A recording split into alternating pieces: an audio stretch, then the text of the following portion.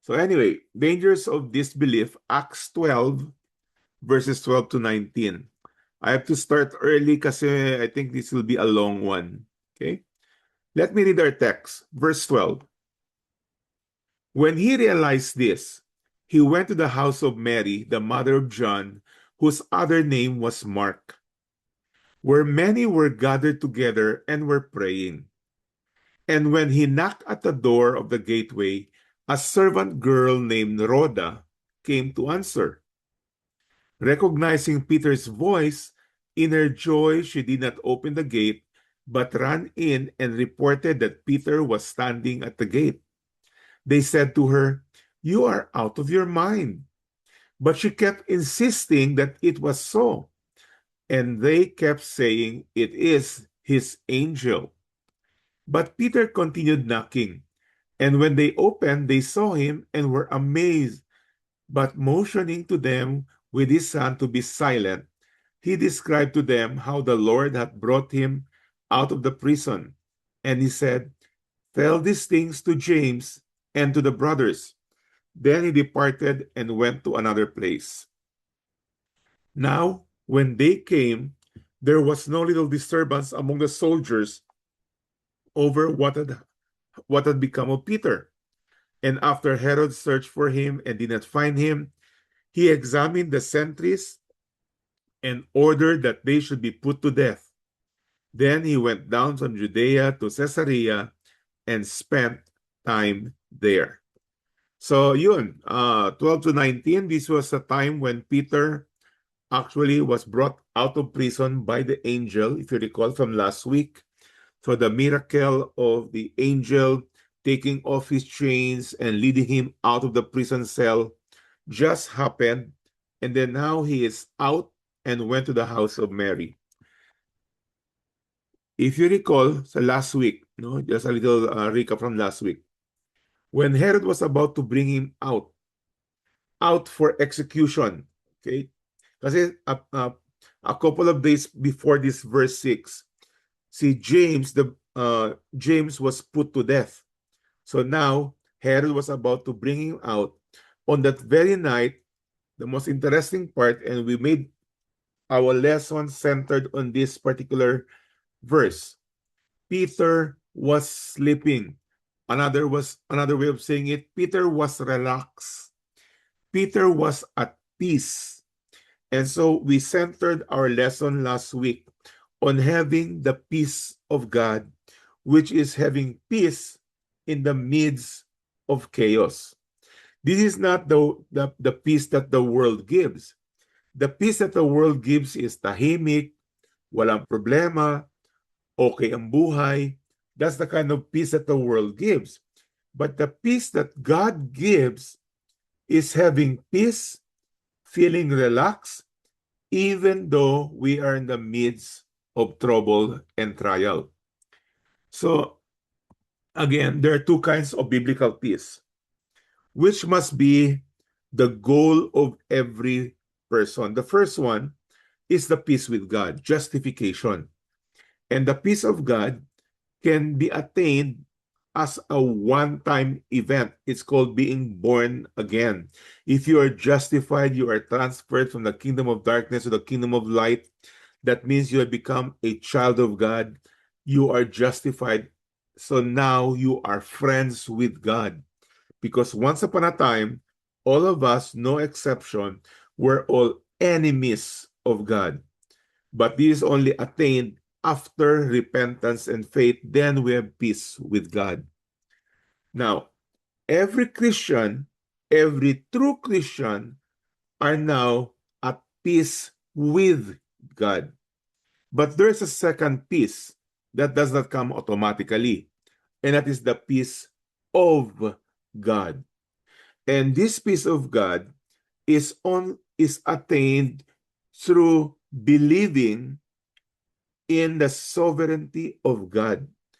And this does not happen as a one-time event. It grows as we mature. It grows as we are sanctified. So, and this peace of God can also be attained two ways: through biblical knowledge. But there are two biblical knowledge. The first one, if you recall from last week, is cognitive knowledge. For example, right now, this Bible study is accumulating cognitive knowledge. This increases as we study, memorize, meditate on the Word of God, cognitive knowledge. But cognitive knowledge is not the final goal of biblical knowledge. The final goal of biblical knowledge is what we call experiential knowledge. This is when we start to apply the cognitive knowledge that we know about God. And experiential knowledge grows as we walk in obedience in God's sovereignty. This is why James said in the book of James, do not be hearers only, but be doers of the word. So, because until we become doers, until we are obedient, then all we had was the accumulation of cognitive knowledge. So today, itong dangers of disbelief is the exact opposite of what Peter was experiencing when he had peace in the midst of chaos. So let's start. Verse 12. When he realized this, well, what did Peter realize? From the previous verses, he realized that he was not dreaming, but he actually got out of prison. That the angel that he thought perhaps was just a dream was in fact a reality. That the chains were actually taken off, that he actually passed through the sentries and was walking outside the prison. So when he realized this, the first thing he did, he went to the house of Mary, the mother of John, whose other name was Mark. So sino ba itong si John, whose other name was Mark? He is also known as John Mark. John Mark is the author of the book of Mark. Okay? And this Mary is not Mary, the mother of Jesus. Ibang Mary to. So si John Mark and mother niya, si Mary. Now, at the place of Mary, of John Mark, there were many who were gathered together and were praying. Now, etong praying na to, we will find a better description in the previous verse. Not only was he praying, it says that there were many gathered in their place. So look at this. Let me bring you back. Itong many gathered and they were praying. Who were the people gathering and who were the people praying? We find that in verse 5. So Peter was kept in prison. Then what kind of prayer? Earnest prayer was made for Peter. Why were they praying for Peter? Because Peter was in prison. And who was praying for Peter? It was made to God by the church. So the description here is very clear that the people who were praying were Christians because they were described as the church. And their prayer was earnest, sincere, zealously. You know, sa panahon na yon, when we talk about earnest prayer, we think of intense prayer. And when we think about intense prayer, either, talagang, parang nanginginig ka, serious prayer. That is how we describe earnest and or fervent prayer. Maybe even our voices are very loud. Father! Talagang matindi. But is that what it is? Let us watch exactly what this earnest prayer is, because this is only a description of the Apostle Luke, who is the author of the book of Acts, describing the church that they were seriously, earnestly, fervently praying for Peter. Now, it doesn't say exactly what their prayer was, but we can speculate that their prayer was, Lord, sana, makalabas na si Peter. Sana hindi siya ma-execute. I mean, we can almost jump to that conclusion that that was their prayer. So let's go back. They were earnestly praying for Peter, who was in prison. But on the other hand, the person who was in prison, si Peter, who's about to face execution, who was tied between two soldiers, chained between two soldiers, what was he doing? Sleeping. Baliktad. The very person who needs to be praying was sleeping, and the people who were outside the prison were earnestly praying. Now, bakit ganun? Bakit reverse? So let's take a look. What does Peter's sleep demonstrate? Several things. Number one, and we took this up all last week, he had full confidence in God's sovereignty. In other words, in the mind of Peter, God is in full control. It really doesn't matter what will happen tomorrow. God is in full control. It also shows that he had peace in times of suffering. I mean, again, we can only imagine if we were the ones in prison facing execution, are we going to have peace? He was sleeping. That also tells us that he had courage in the face of death. Pinag-usapan natin last week, which I think he had exactly the same mindset as Paul, when Paul said to live is Christ and to die is gain. So he had courage in the face of death. This is what I think many Christians today, up to today, that we don't seem to have that courage to face death. Although we know we are all headed that direction, somehow we are very fearful of death. But let's talk about Peter muna. Okay, so courage in the face of death. He also shows that he has maturity, not when times are good, not when things are wonderful, peaceful. No, it really shows his maturity in times of trouble, in times of testing. Kasi, tayo, madali magsabi, praise the Lord, God is good, when everything is nice and good. But the true description, whether we are mature or not, is if we still can say, praise God, God is good, all things work for the good, when we are in the midst of trouble. And finally, he had assurance in Christ. He knows that whatever happens to him, his ultimate biggest problem is already taken care of. Tapos na yung problema niya. If you are in Christ and you are saved, it doesn't mean that you don't have problem anymore. What it means is that your biggest problem has already been taken care of. So, this Peter sleeping demonstrate that he trusted God more than he feared man. So, he was sleeping.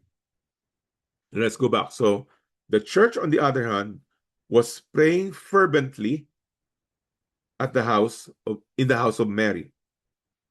Then here's another turning point, verse 13. It will truly show what our true belief is. Verse 13. So they were praying earnestly, fervently, 13. And when he, that's Peter, knocked at the door of the gateway, a servant girl named Rhoda came to answer. Now remember, the whole church praying for Peter was actually earnestly, fervently praying, thinking that Peter was in prison to be executed. Then suddenly, Peter was knocking. Knock, knock, knock, knock. The girl came down. Her name is Rhoda. Look at Rhoda. Rhoda recognizes the voice of Peter. So, actually, Rhoda really believed that it was Peter outside the gate. Si Peter to. I know his voice. So what did she do? In her joy, she did not open the gate but ran in and reported that Peter was standing at the gate. So Rhoda actually believed that Peter was out of jail and that Peter was actually standing outside the gate. Now, everybody, listen to this. Next line. This is the response of the church who was praying earnestly for the release of Peter. Here's the response. 13. They said to Rhoda, to her, Rhoda, you are out of your mind. This is something that we really have to focus on. That a believing church can actually be in a position of unbelief. They have been praying, they have been requesting, they have been asking God that Peter would not be executed, that he would be released. But then when Peter was standing in front of their house, what did they tell Rhoda? Who actually believed that Peter was outside. Rhoda, you are out of your mind. But Rhoda kept insisting that it was Peter. So actually, Rhoda believed that it was Peter. And look at the response. The response of the church who was praying earnestly. Rhoda, it is his angel. Now, this statement, it is his angel, only tells us the immaturity of the church. Why is that? Number one, no person has his personal angel. So this tells us that the church was actually lacking in their maturity and in the teachings of scriptures. There is no specific angel assigned to any person. By the way, this is where the false teaching came out, where it says, we have guardian angels. Yes, angels do guard, but we do not have personal guardian angels. So anyway, that tells us the immaturity of the church. But Peter continued knocking.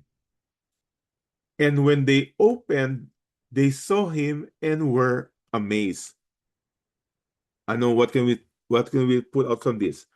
That the church was not actually expecting any result from their prayer. Because when Peter was actually out, they were saying, paano kakalabas? How did it happen? Look at what First John tells us about prayer.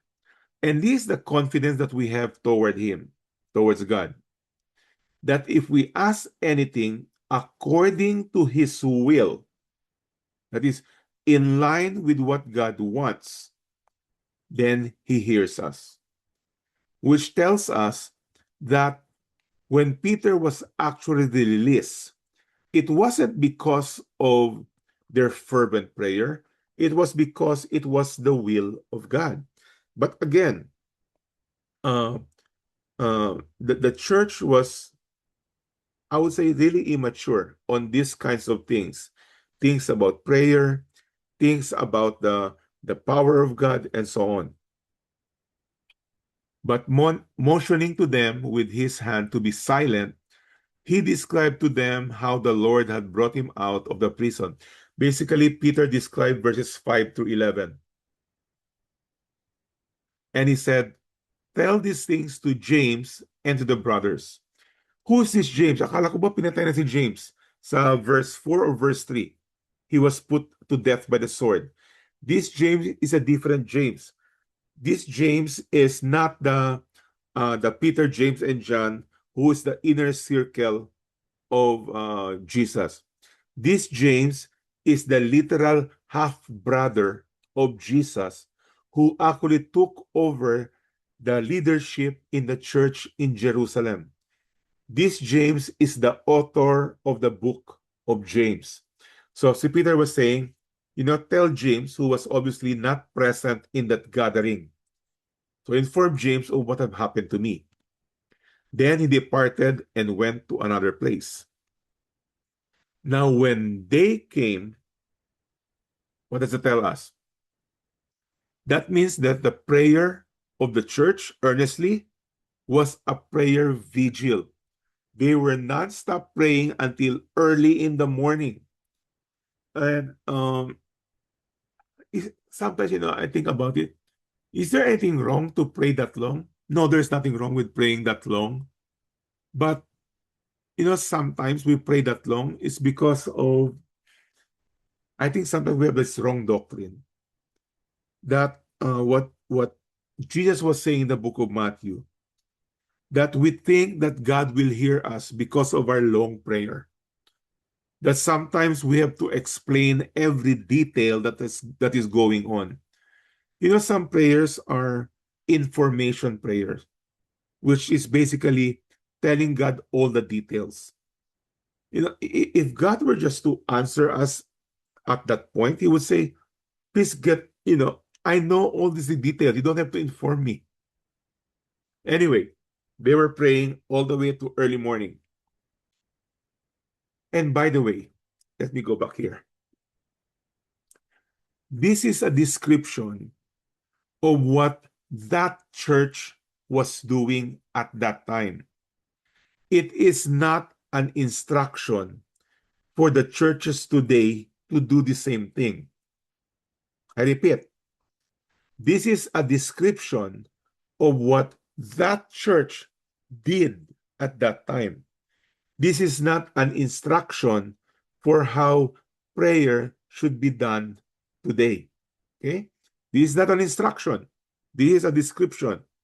So, and after Herod searched for him and did not find him, he examined the sentries, that's the soldiers, and ordered that they should be put to death. Exactly as what had happened to the soldiers in chapter 5, when the apostles also got out of prison. Then he went down from Judea to Caesarea and spent time there. So Peter went from Judea, the province of Jerusalem, and went to Caesarea. Ano ba meron sa Caesarea? Caesarea is where Cornelius was.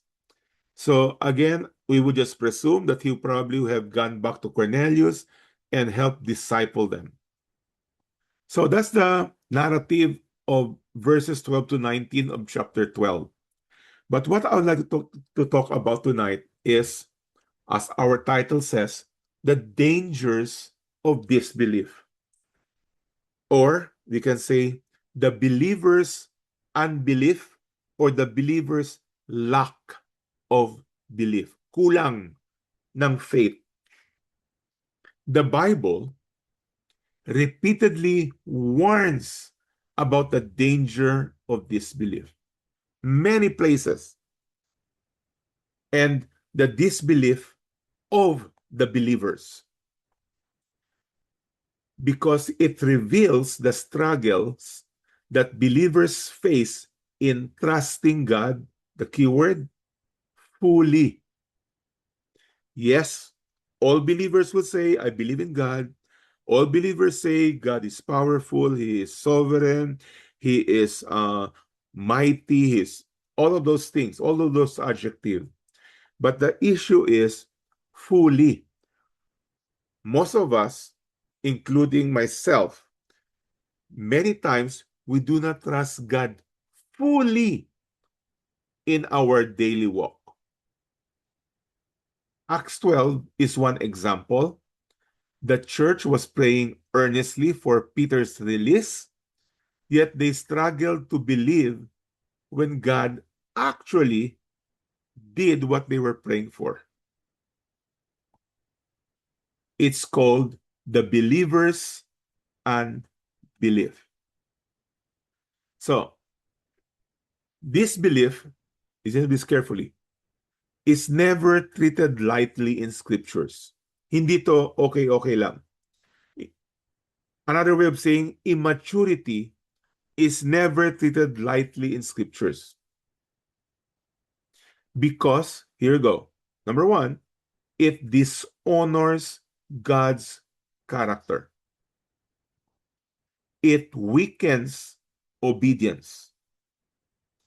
It robs believers of joy and can lead to serious spiritual consequences.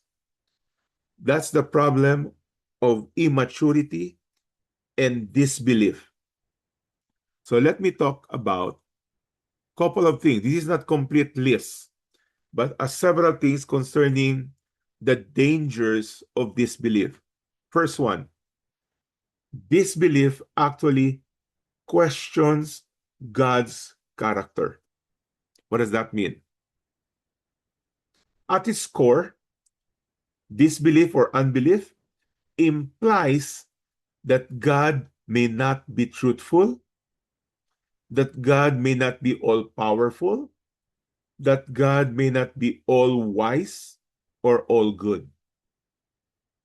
That's actually what it's saying.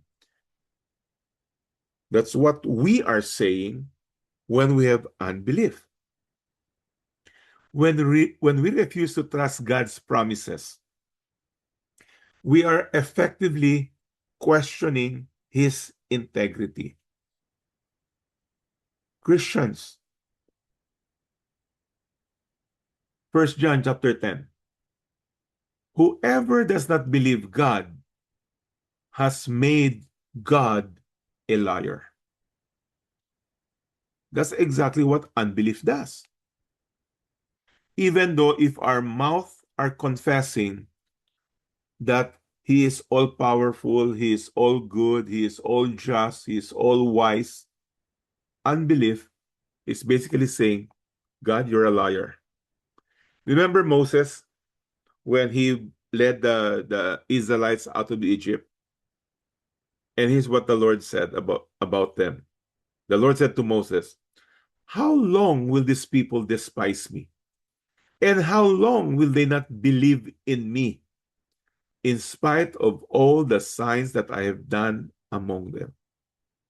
How long? And if we actually connect this with us, how long will we fully trust God in our daily walk? I'm not talking about trusting God and believing God for our salvation. That has already been taken care of. Justification is a done deal. We are talking about our daily obedience. Matthew 17:17, Jesus said, "O faithless and twisted generation." By the way, he was talking to his disciples. "O faithless and twisted generation, how long am I to be with you? How long am I to bear with you?" Jesus was actually, in a way, complaining about how slow his disciples were giving their full trust and belief. Ang bagal. I wonder if God were to evaluate us today, and by the way, he's evaluating us every day, would he say the same thing? Gaano ba katagalan? I mean, you're so slow. So that's the first danger. We actually question God's character. Second danger in disbelief. As a Christian, okay? As a Christian. I'm not talking about the unbelievers. As a Christian, disbelief leads to fear and anxiety, which is the exact opposite of Peter. Peter was sleeping. He was at peace. He was relaxed. The church, on the other hand, that was meeting at the house of Mary, they were the ones who were fearful. They were the ones who were worried. So let's take a look. Faith rests in God's sovereignty. So if the doctrine of God's sovereignty is just a head knowledge, a cognitive knowledge, then you will be filled with fear and anxiety. Unbelief magnifies our circumstance, whatever it may be, whatever problem you're going through, whatever thing that you are worried about today, right now, if you have unbelief, it will only magnify it. By the way, merong acronym eh. of the word fear, F-E-A-R. I heard this a long time ago. It says that F-E-A-R, fear means false evidence appearing real. Because many times what we worry about is not even a reality yet. There's only a possibility of it becoming real. Matthew 8, remember when the disciples of Jesus were at the boat with Jesus and Jesus was sleeping in the midst of the storm? Look at the cry of the disciples. Save us, Lord. We are perishing. The word perishing is dying. Lord, save us. We are dying. Now, isn't that something that we all are fearful about? The natural answer would be, of course. We are all fearful of death. But look at the response of Jesus. And he said to them, why are you afraid? To complete the sentence, why are you afraid of dying? Why are you afraid of perishing? And then he describes his disciples who were afraid of perishing. Who are they? O you of little faith. Now, it's not even no faith. It's only little faith. So another word for that, immature. If you are immature, you are the ones who will always be afraid. And, even today we struggle on this issue when it comes to the fear of the future. What will happen tomorrow? Ano na mangyayari sa akin? Fear of finances. You look at your bank account and you look at the potential expenses. Fear. Fear of illness. I've been through this, fear of illness. And you know what? Not about boasting, but it looks like I feel that I've overcome this. Doesn't really matter. Fear of illness. Doesn't matter. Fear of persecution. In the end, this belief often turns our eyes from God's power to our problems. That is really the big issue about that. I would like to read to you the text from the book of Matthew. Jesus says about worry. I'll just read through it, okay? Mabilisan lang. Therefore, I tell you, Jesus speaking, do not be anxious about your life. Do not worry about your life, what you will eat or what you will drink, nor about your body, what you will put on. Then he says, is not life more than food and the body more than clothing? That's a rhetorical question. The answer is, of course, life is more than food and body and clothing. Then he continues, look at the birds of the air. They neither sow nor reap nor gather into barns, and yet your Father, your heavenly Father, feeds them. Are you not more valued than they? And which of you, by being anxious, being worried, can add a single hour to his span of life? Well, the obvious answer is nobody. But how come worry and anxiety is our favorite sports? Okay. Marami tao yan ang favorite sports nila. To be worried. So, the dangers of this belief. 1, it questions God's character. 2, it leads to fear and anxiety. 3, it hinders spiritual growth. You see, immaturity or the lack of sanctification is not always the lack of cognitive knowledge. That's not always the issue. The issue is belief. So it hinders spiritual growth. Unbelief keeps believers spiritually immature. Remember what I said earlier? The peace of God, it doesn't come automatically. It grows as we mature. Therefore, if you do not mature, you will not have the peace of God, even though you have peace with God. Hebrews 5. Here's what the author was saying to his congregants, to the church. For though by this time you ought to be teachers. What is he saying? That the people who was reading this letter, they were already in Christ for a period of time. And yet they seem to be still immature. When when the author of Hebrew was saying, dapat lang at this time, you are already teachers. Then he says, rather, you need someone to teach you again the basic principles of the oracles of God, or the teachings of God. Paulit-ulit lang. Then he describes, oh, by the way, talking about the oracles of God, you see, cognitive knowledge is just the beginning. Bible study, church services, attendance, oftentimes is really just hitting our cognitive knowledge. But the experiential knowledge is what is truly far more important than just cognitive. That's why the author says, you must be teachers by now. And yet you still need the basic principles of the oracles of God. You need milk, not solid food.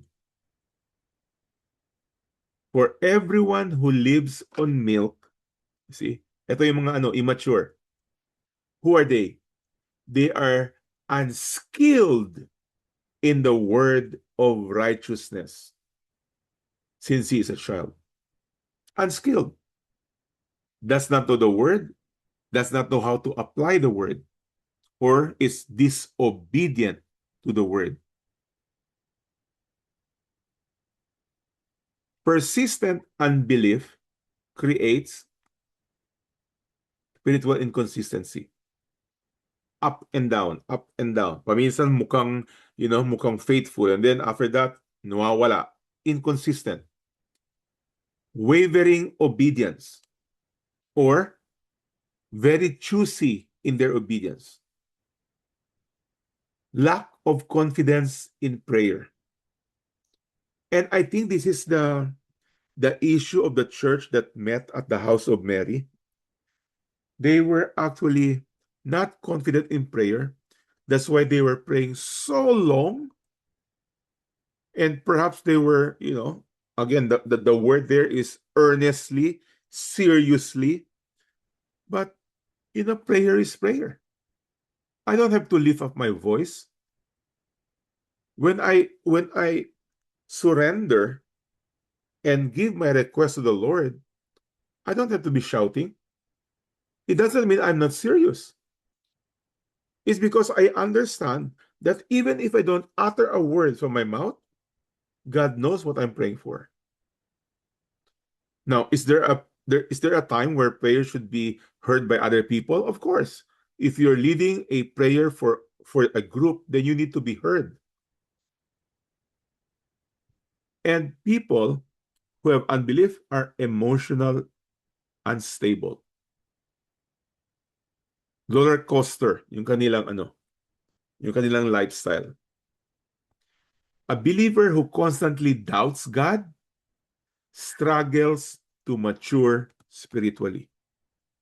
That's just how it is. So the dangers, number one, it questions God's character. Number two, it leads to fear and anxiety. By the way, these are indicators. If you have fear and anxiety, oftentimes, it tells you that you are immature. Number three, it hinders spiritual growth. If you're not maturing in the Lord, it's not because you lack information. Oftentimes, we are information overload. Our problem is obedience. Number four, mga kapatid, very important, this belief causes believers to miss God's blessing.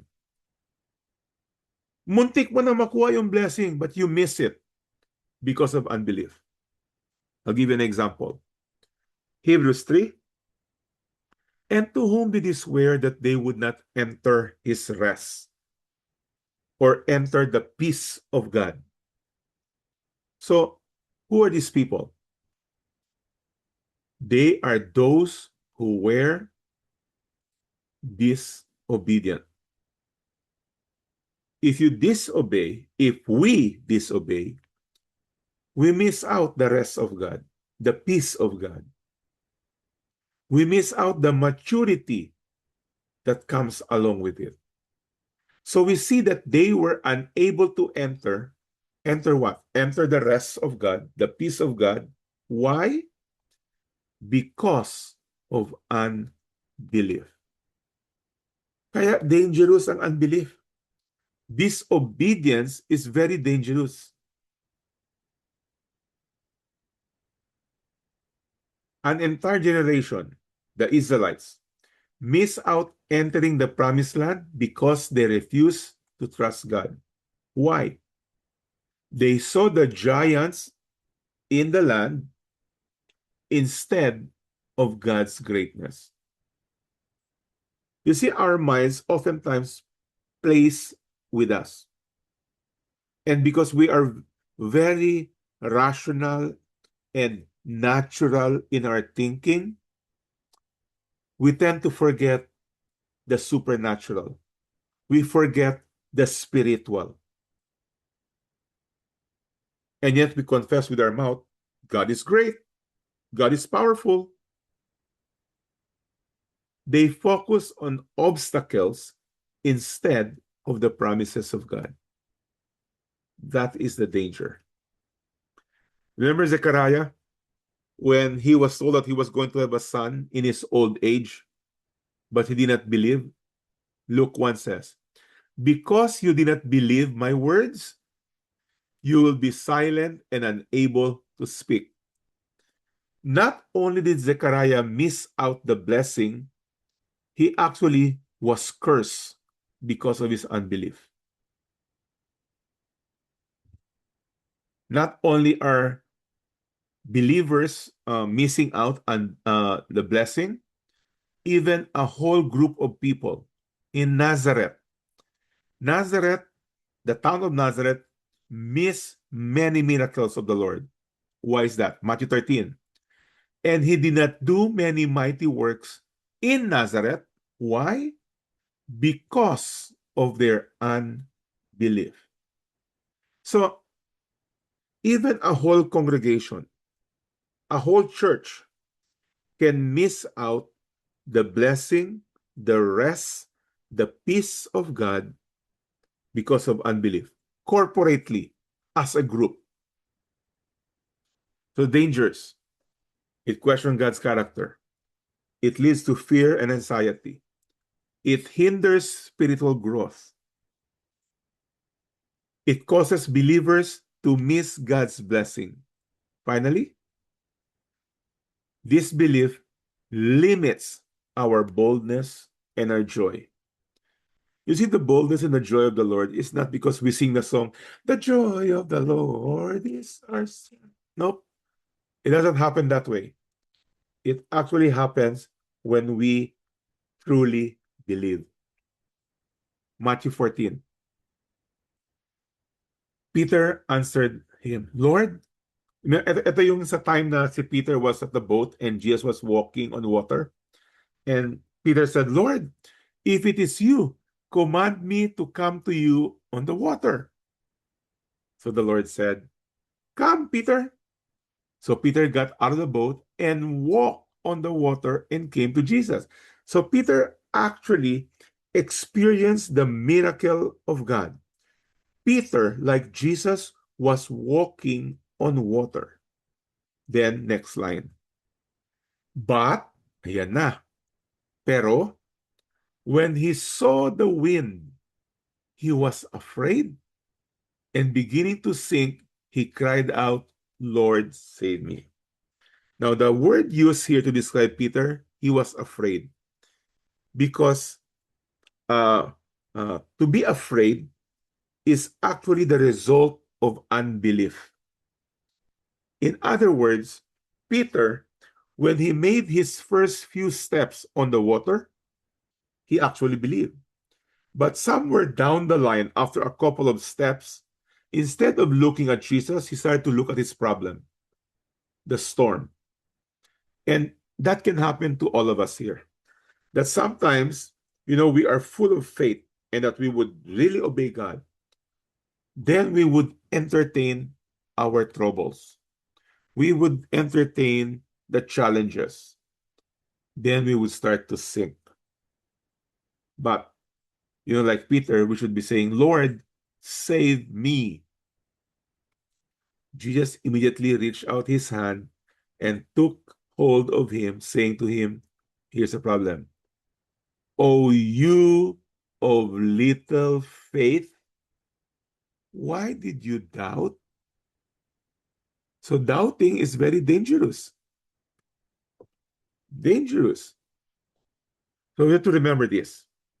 Believers lose boldness when they stop looking to Christ. That's why our walk with the Lord does not only happen at its peak on a Sunday morning. You cannot just be, very spiritual on a Sunday or on a time of a Bible study. Our spiritual walk must be constant and be carefully watched on a moment-by-moment basis. Because like Peter, there will be times that we are faithfully looking at Christ, and then at a moment, we shift our eyes to the storm. We have to be careful. So the dangers of unbelief or disbelief. One, we are actually telling God you're a liar. We question God's character.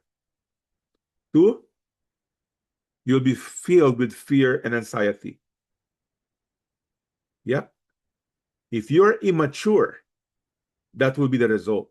So if you know that you are fearful and you're always worrying, that is a clear indication that you are not trusting God to the fullness. Disbelief hinders spiritual growth. So I don't know how you would rate yourself in your spiritual growth. I'm not talking about cognitive knowledge. I'm talking about experiential knowledge.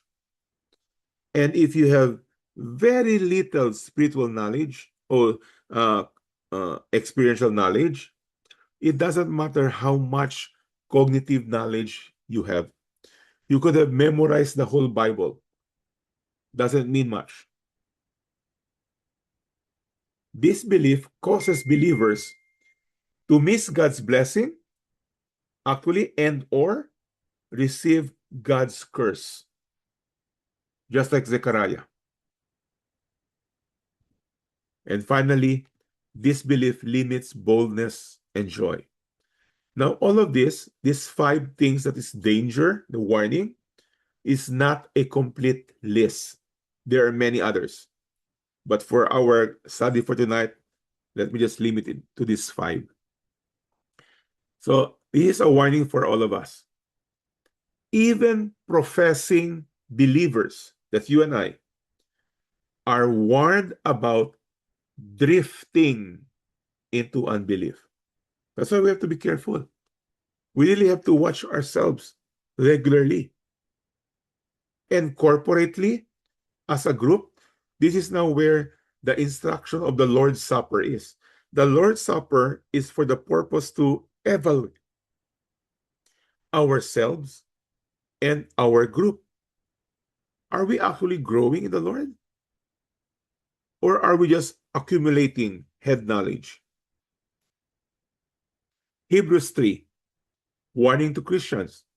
Take care, ingat, brothers, lest there be in any of you an evil.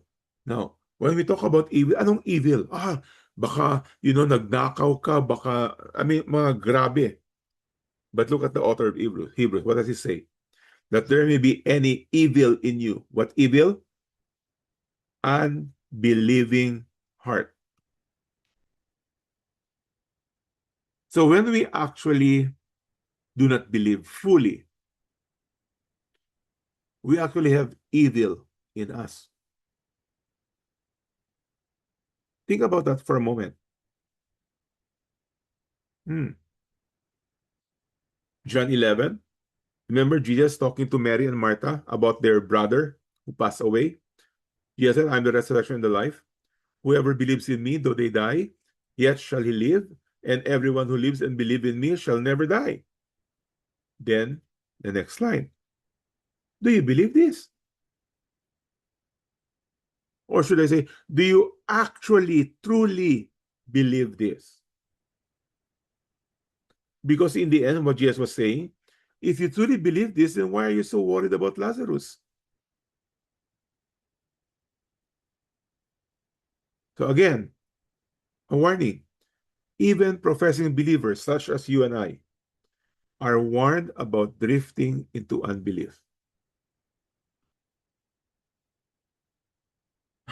Remember the father who had who brought his son to Jesus and who was sick, and then he said, Jesus, if you choose, you can heal my son.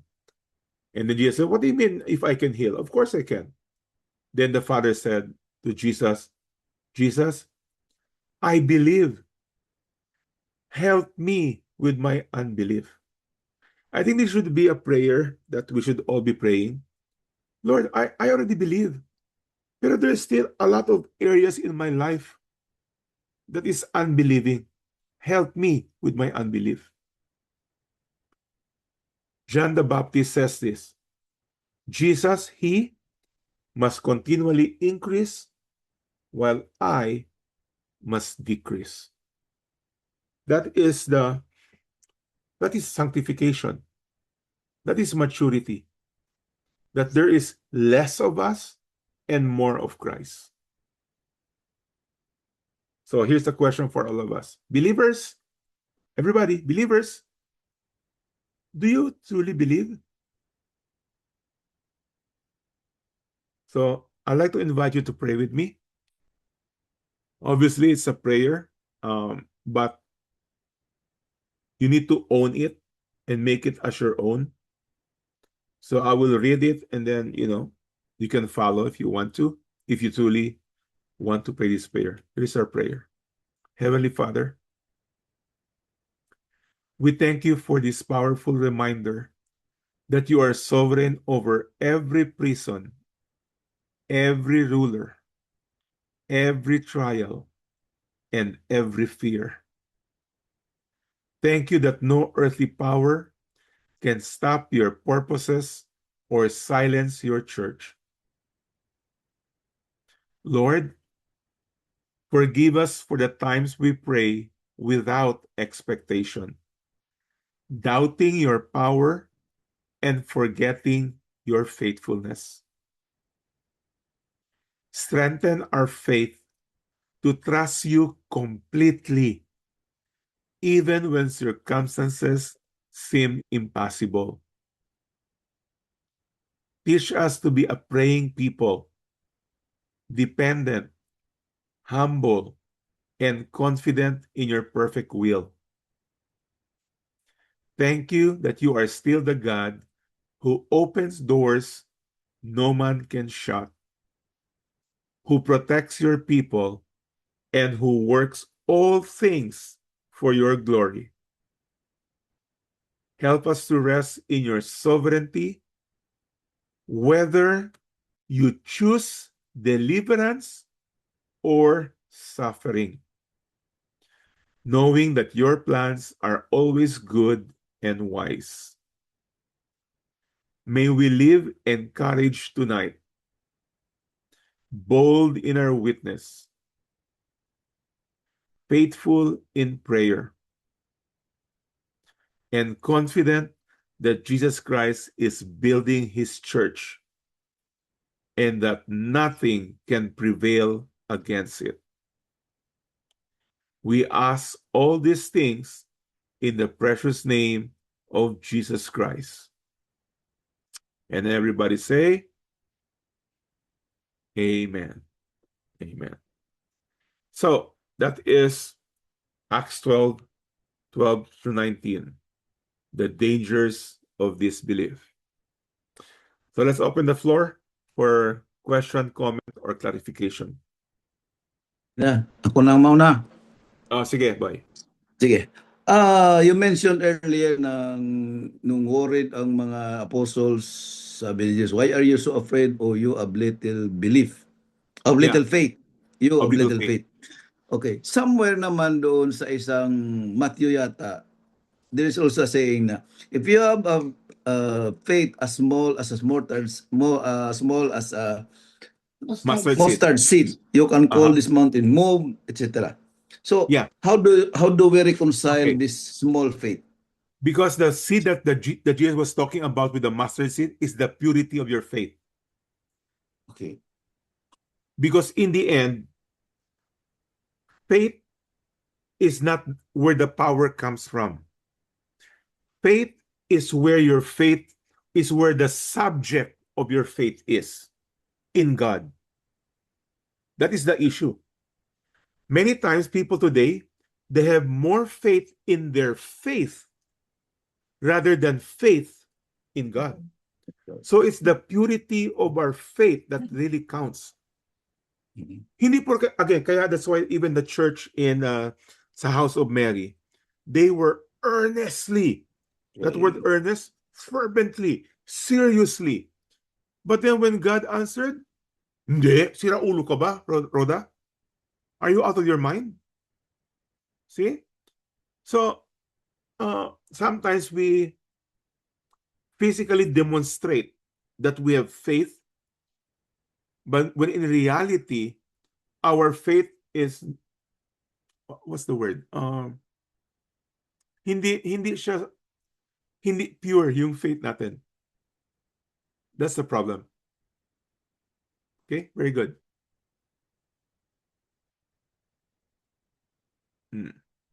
Kaya nga, it's very dangerous na paminsan sometimes, the faithful. Yeah, Mike. Can the question of those praying inside that the group, that instead of unbelief, maybe they will just bewildered or amazed of what they heard na Peter is at the gate? Pakiulit. Can we say na instead of unbelief, they were just amazed or shocked or mesmerized that Peter is actually at the gate instead of unbelief? Actually, no. Because their verbal confession to Rhoda was that it's impossible, Rhoda. Peter is in prison. What are you talking about? Peter's in the gate. That's basically, again, I'm expanding what is being said. That's why Peter had to keep on knocking. Mabuti pa nga si Rhoda, the servant. She actually believed that it was Peter. It was Peter. But in her excitement, she forgot to unlock the door. Amazing part there. Paano niya na-recognize na it was Peter's voice? Oh, then, I mean, that means she knows, She knows. She knows Peter. She knows. Knows Peter. I mean, they have a good, they have a good communication and common, they were always together. Alam niya. Okay? So this is actually, again, like I said, a serious question for all of us. Kasi this really speaks about the unbelief or the lack of faith of the believers. What about the attitude, Mike? Minsan, we can notice the attitude after praying na, Lord, bahala ka na. Whether it is ma-accomplish, hindi, or mangyari, it's up to you. Is that also a sign of unbelief? Yeah. Parang ganun. Well, the verbal confession is not always a reflection of the heart. Because sometimes we get to, minsan kasi, kasanayan lang. Kasi in English, what you just said, bahala ka na, Lord, your will be done. So sometimes, not sometimes, actually many times, Christians actually pray that statement, and at the end of the prayer, Lord, your will be done. But in fact, in their hearts, they have a totally different thought. Mhm. Nakasanayan na lang eh. Kaya we really have to be careful about of the people's verbal confession, because verbal confession is not a direct reflection of what we truly believe.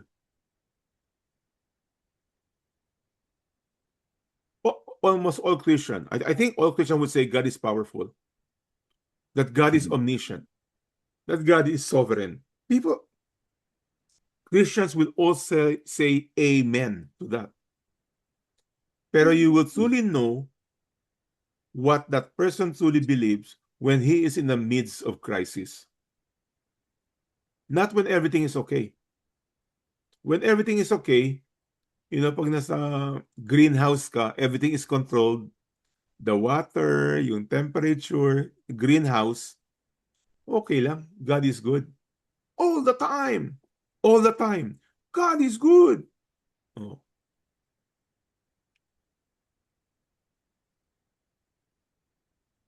Thank you. Everybody, the rest of you, turn on your videos. About faith, Turn on your videos. Mm. Itong context, unbelief. faith. Oh, Alice, anong sinasabi ni Si Alice? Alice nagtatanong, ano ba daw yung unbelief na sinasabi mo? Well, Faith. unbelief or lack of belief or little faith or immaturity or ano pa? Lack of sanctification. Lack of trust. They're all Lack of synonym. trust. Or lack of trust. Synonym lahat yan. Immaturity. Mine. Yes. Nagbabati. But faith is a gift from God. We cannot master it. You see, again, this is where you cannot say it's just a gift of God, because there's also the human responsibility. But we cannot master it. We cannot what? Master. Oh yeah, of course, we cannot master. But the question is, we should all be growing. Kaya sabi pa ni author ng Hebrews, you ought to be teachers by now. In other words, dapat ngayon medyo mature ka na. But you, ano sabi niya pa? You are still like a little child. You are being taught again. Paulit-ulit lang. You never grow up. Hanggang ngayon, grade 2 ka pa rin? Hanggang ngayon, grade 3 ka pa rin? Magna, di ba? Sabi ko yung Magna. Magna 9 years ka na. Magna 9 years. Magna. Fourth year high school ka pa rin, Magna ka. No, that's the point. You see, immaturity in itself is not sin. But getting stuck up in immaturity, that is sin. Siyempre, all Christians, upon justification, are all immature. Okay? I repeat, if you have been just justified, all of us, no exception, are all immature, are all ignorant of the word. Lahat tayo. But if your understanding and your obedience has not grown from the time when you were born again, there's something wrong. And that is sin.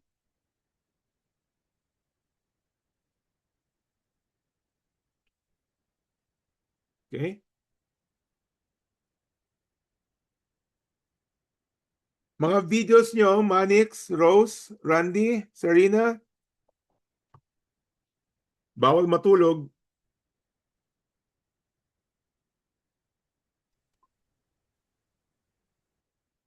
Anybody else? Wala yung group ni na, Dedet. They have a meeting. They Dedet, have a as you well meeting. know, they're all insurance agent, and they have like a ewan ko kung anong meeting nila. Nagpaalam sila lahat. Okay. Yeah, little comment lang muna. I think it's important to be aware, no, that if when unbelief happens sa atin, kasi as Christians, it doesn't mean that we're always yung faithful believers. There are Mhm. many times that will happen in our daily walk. Yeah. Kung bigla kang magre-react, biglang napanood mo sa TV, nagtatakbuhan yung mga tao, di ba, mga senador. Yeah. Magkakaroon ka ng ano sa puso mo. You will react, no? And uh, you'll become worried, you'll become angry or bitter, or Yeah. I don't know what emotion will come out. It's a sign that parang, di ba dapat sovereign si Lord? Di ba lahat ito alam ni Lord yan at siya naman Uh, parang nag-o-ordain ng mga pangyayari na yan. Di ba si Lord merong good purposes? Even now we do not see it, but later on makikita rin natin kung yeah. ano yung good thing. But why do we still react, di ba? Kasi Yeah. yun nga lang, very limited lang yung vision ng natin. Yeah. And I guess yun. Yun, Mike. Yeah. In the end, it's the lack of understanding on who God is. Because if you look at the text, our text, Acts chapter 12, the first 4 verses, James, the inner circle of Jesus, was put to death. Peter was saved. So, ano ngayon, why did God permit James to be put to death? Ano ba, wala siyang power? No, because it was the plan of God. And it is something we have to understand. Even those seemingly bad things, God is sovereign. Kaya si Peter, kahit alam niyang, he will be executed, he was sleeping. You know how I wish personally that I would come to that point where my trust and faith in God really brings God's peace, the peace of God, which transcends all understanding, all reasoning. Pero like you said, Weng, no, sometimes there are points na we feel very strong and then nagda-dive. Parang si Peter. He was actually walking on water already. Naglalakad na siya eh. He was already in the midst of that miracle. And then somehow, when he saw the wind, nung narinig niya, yung bagyo, lagot na. See?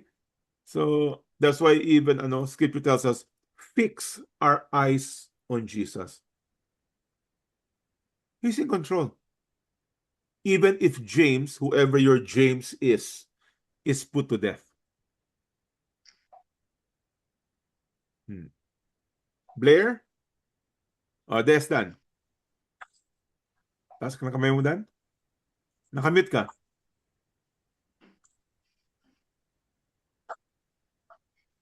Hebrews 11:6, di ba? For without faith, we cannot please God. Meaning Exactly. our dependence on God's sovereign will give us His peace. So, kasi alam natin na Exactly. very confident that sabi nga, no one can thwart the plan of God. So, that gives you that Yeah. para ni Peter nga, nakatulog kasi alam niyang God is in control. So, Exactly. and ang kalaban nga ng faith is our doubt. Exactly. So, yeah. Remember, all this topic is all about Christians. We're not talking about the unbelievers. We're Yeah. not talking about the unsaved. We're talking about the saved people. And it is the cause of immaturity.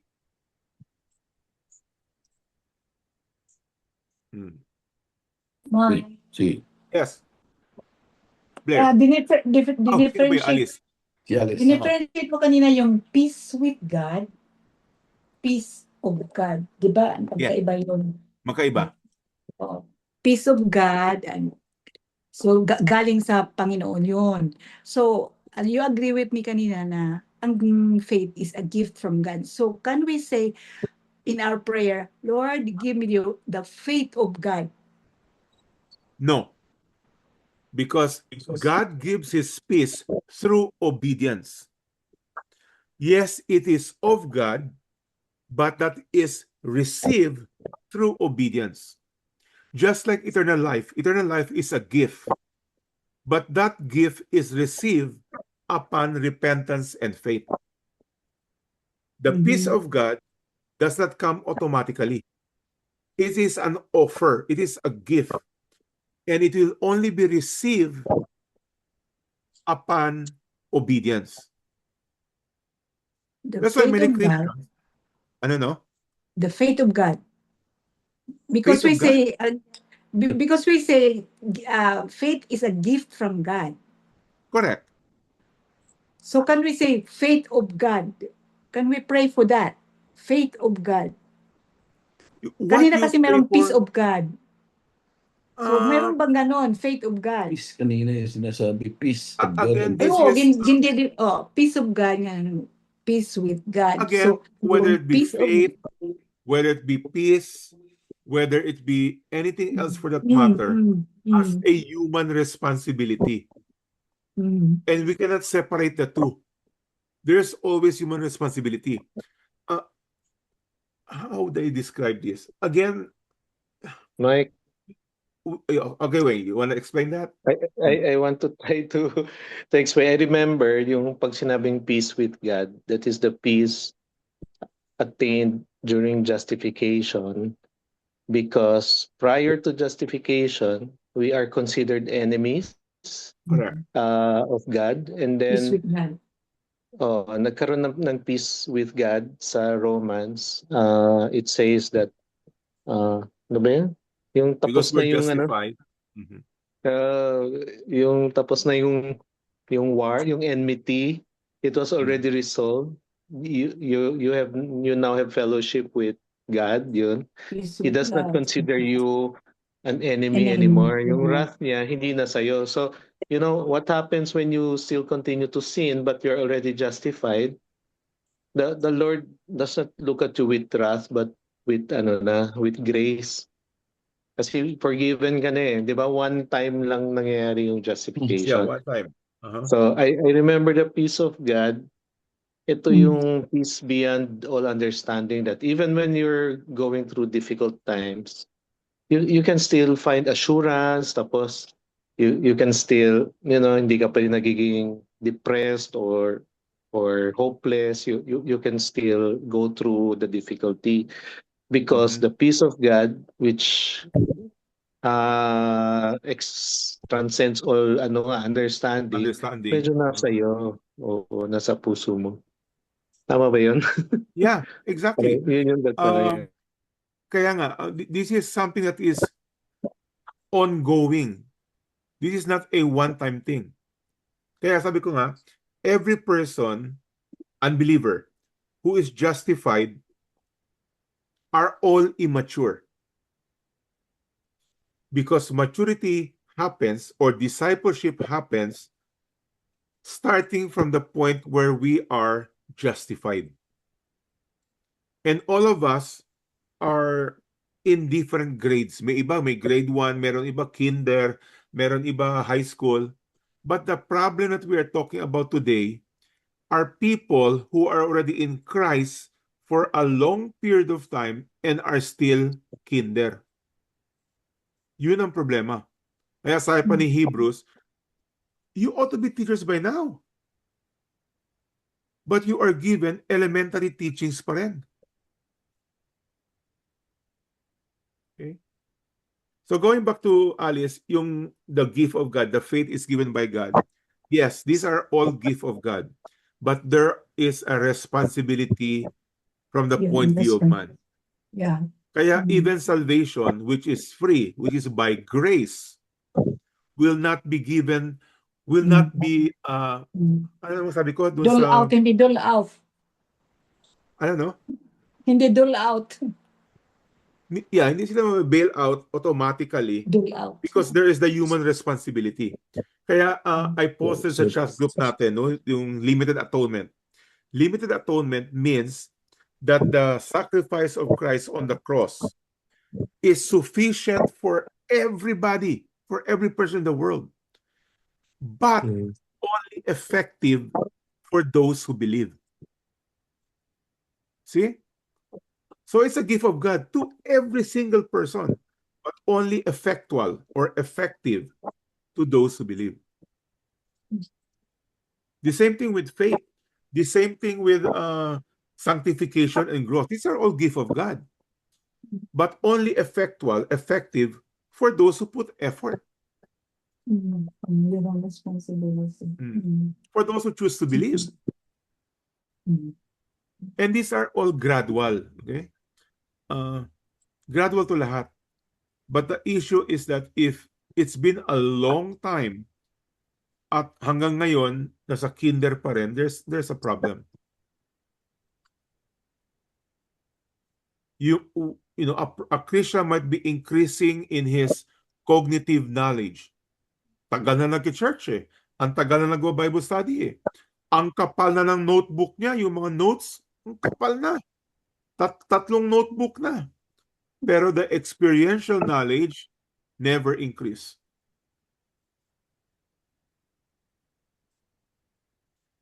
I think I gave this illustration before, tagal na, several times. Sabi ko pa, merong eskwelahan, yung principal, yung head ng eskwelahan, pass away, namatay. So yung mga teachers, sabi nila, hala, sino kaya ang maging next principal? Sino ang mapropromote?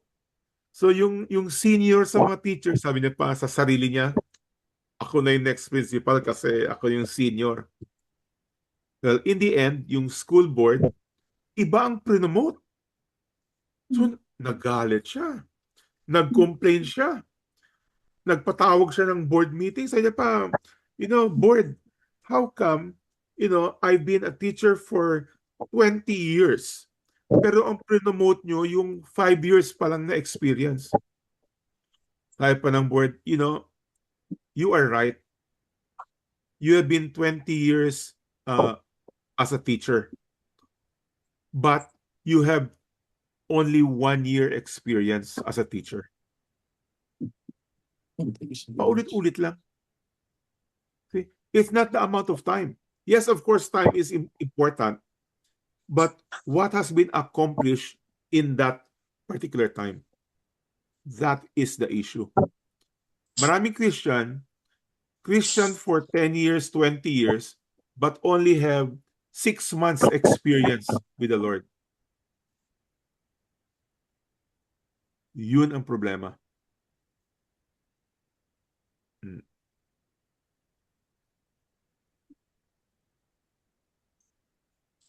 Carlos? Blair?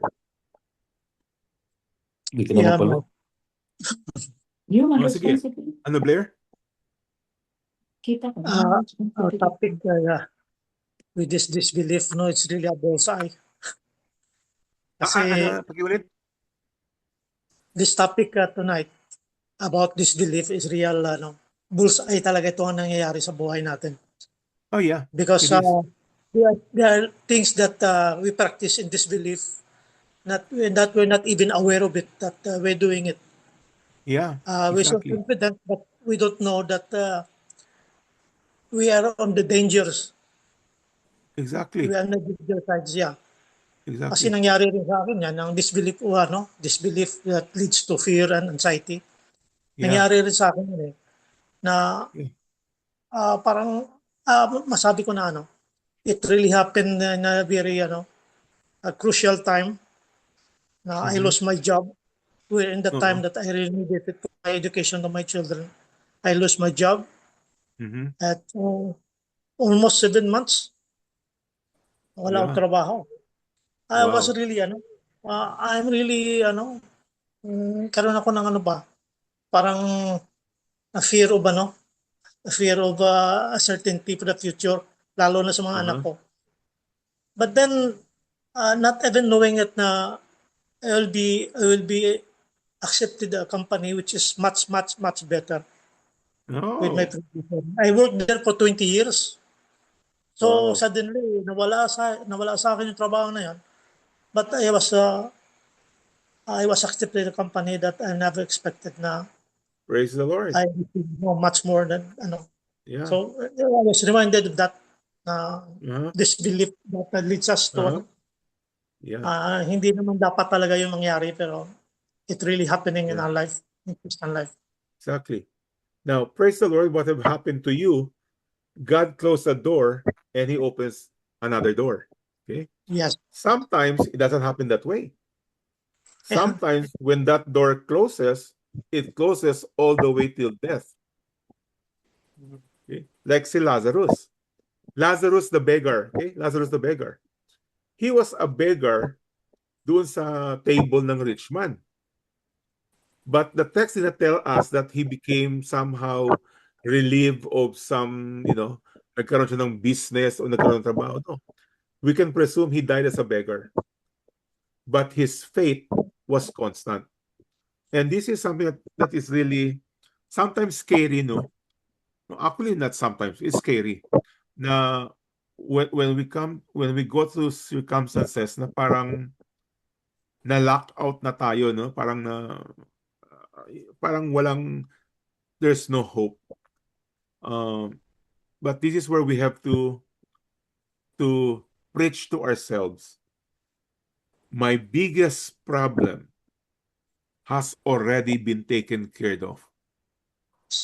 No matter what problem I'll go through, my biggest problem has already, past tense, already been taken care of.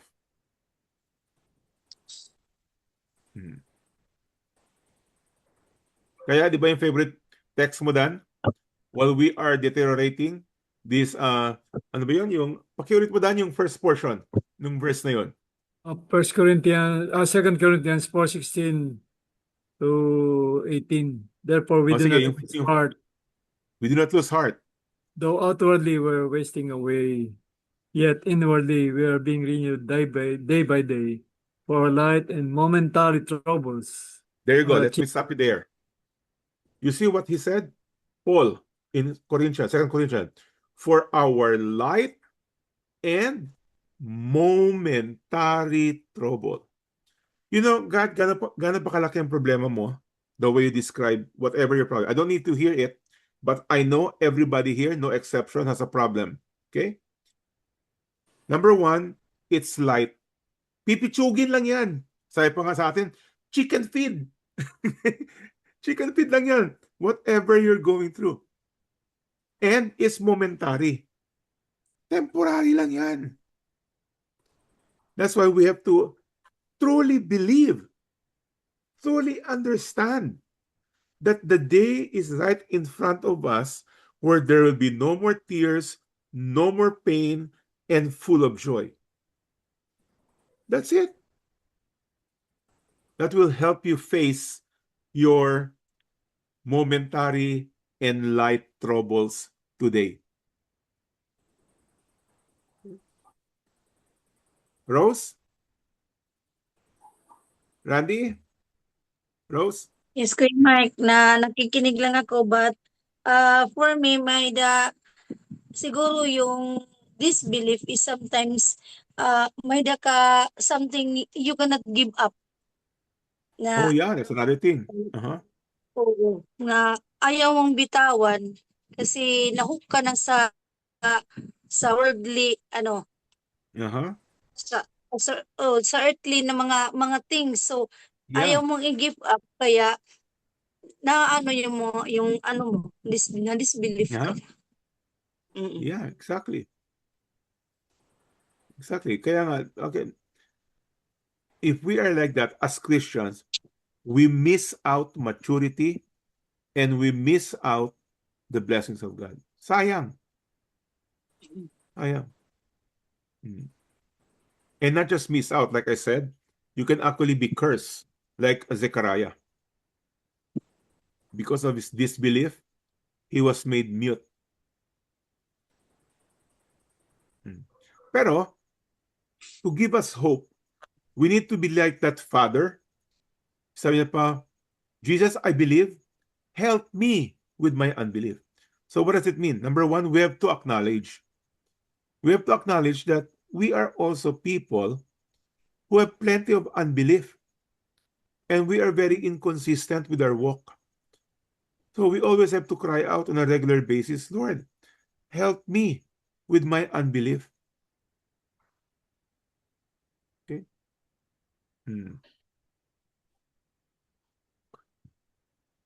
Any more?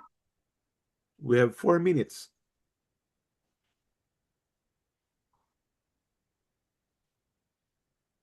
Alice, meron ka pa? Oh, yes, Randy.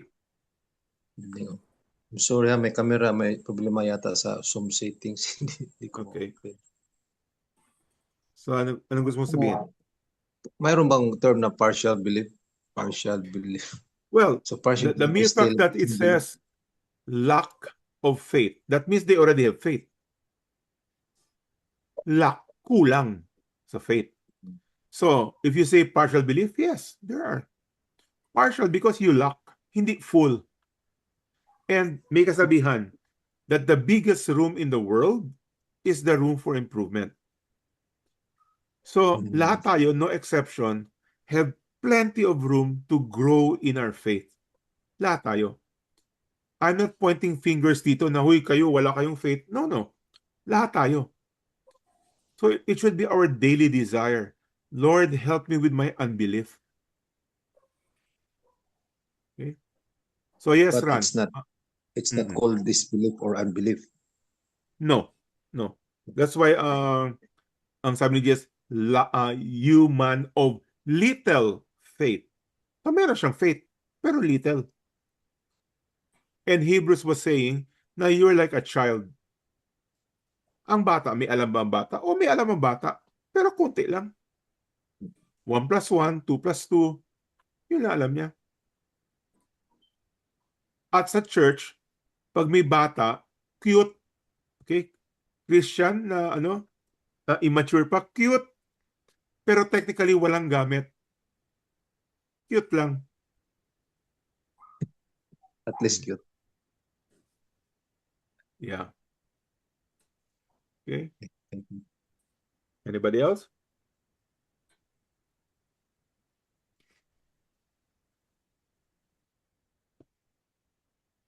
All right.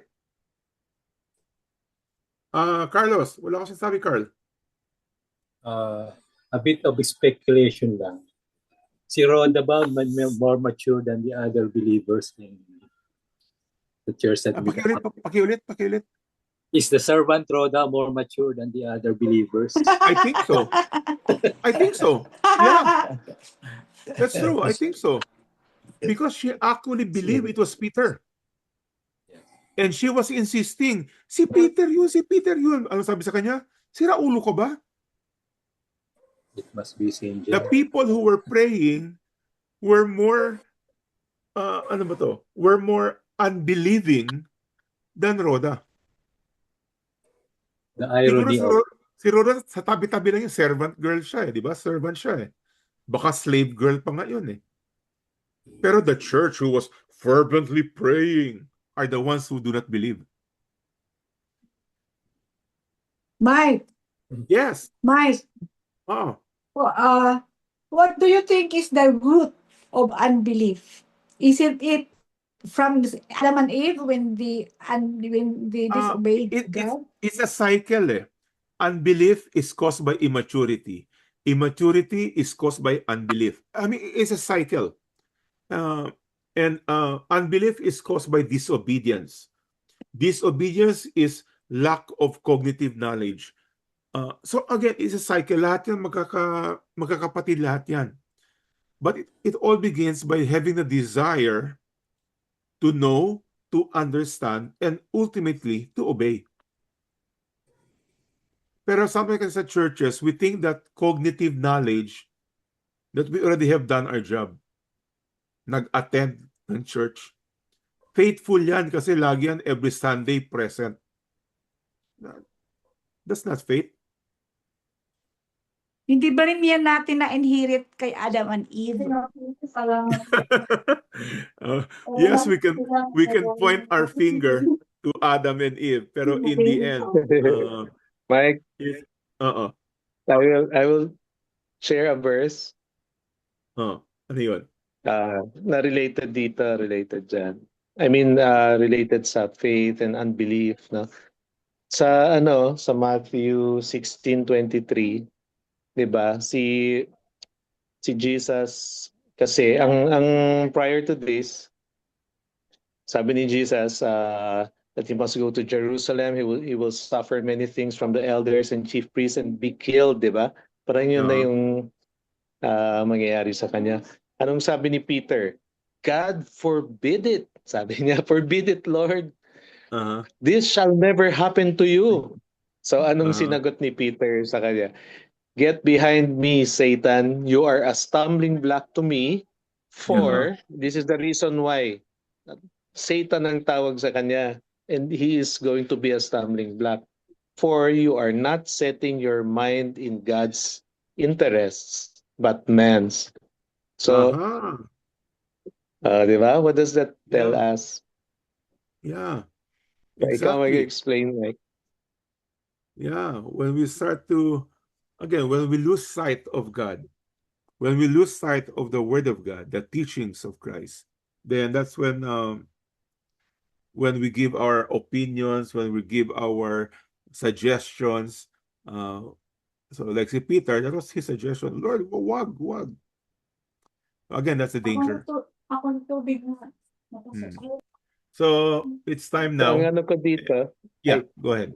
sorry, Go last ahead. na. Okay. So, what I reflected on this, ay, sino yun?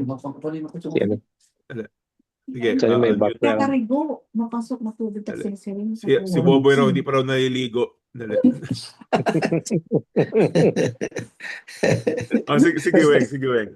So yun. So ang sinasabi doon, if we lose sight of the eternal things of God, di ba? Kasi we should know God's will, parang ganun eh. But we do not, of course, always, we are not aware, we forget, we lose sight of kung Uh-huh. ano yung mind ni God, di ba? Ano yung perspective niya. Like, so nung sinasabi ni Jesus, for example, pupunta siya doon, he will suffer and he will die.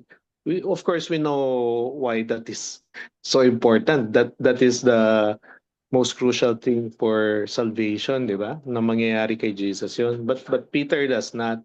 So kay Peter, purely out of love and devotion niya kay Jesus, di ba? It wasn't even a bad thing eh. Sabi niya, naku, Lord, wag naman. Wag yan. Uh-huh. Sana God forbid it. It was coming from a good place actually. Pero sabi sa kanya, wag mong pigilin yung plano ng Diyos. Get behind me, Satan. Right? Exactly. Because it's like us, no? We really do not know what the will of God is. And sometimes the Uh-huh. will is so glorious. Ang napakaganda ng plano ni God. Pero tayo, wala tayong kaalaman, we do not see it eh. Kaya grabe Yeah. yung trust, di ba? What does that tell me? Kahit hindi ko alam, kahit mukhang ang pangit-pangit ang sitwasyon, I'm sure the Lord is bringing me to a better place, di ba? Kaya that's why we have to trust. Yep. But when Exactly. our mind is in the world, our mind is in our situation, yung, naku, ano ngayon mangyayari sa akin, magkakaproblema Uh-huh. ako sa, etc. Wala na, nakalimutan natin si God. And Exactly. kaya nagiging Satan din tayo kung gano'n. Yeah. Kaya Yun. kanya, di ba sabi against sa Hebrews, watch out that you have evil in your heart. And what is evil? Unbelief. We do not lack of faith is evil. Kasi our definition of evil yung talagang grabe talaga, yung masama talaga, yung nagnakaw, that is what is in our mind evil. We never considered that our unbelief from the point of view of scriptures is evil. See? Okay, we should really end, but let me end it with this verse, Colossians 3, where it speaks about the importance of what you're talking about, Weng, about fixing our eyes on Christ. Here's what it says in Colossians 3. Dali, sana ba yan? Sana malaki. Balikin ko lang ng konti para magkasya. Here we go. If then you have been raised with Christ, if you're a Christian, okay, if then you have been raised with Christ, seek the things that are above, where Christ is seated at the right of.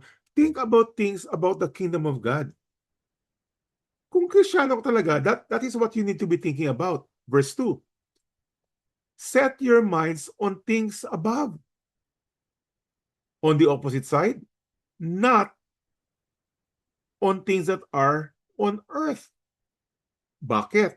This is what exactly should have happened. For you have died, and your life is now hidden with Christ. So, again, that is what is expected of Christians, but that is an act of our free will. Seek things that are above. Okay? That you need to act on that. That will not happen just by sitting around and saying, okay, Lord, give me knowledge, give me wisdom. That doesn't happen that way. Okay.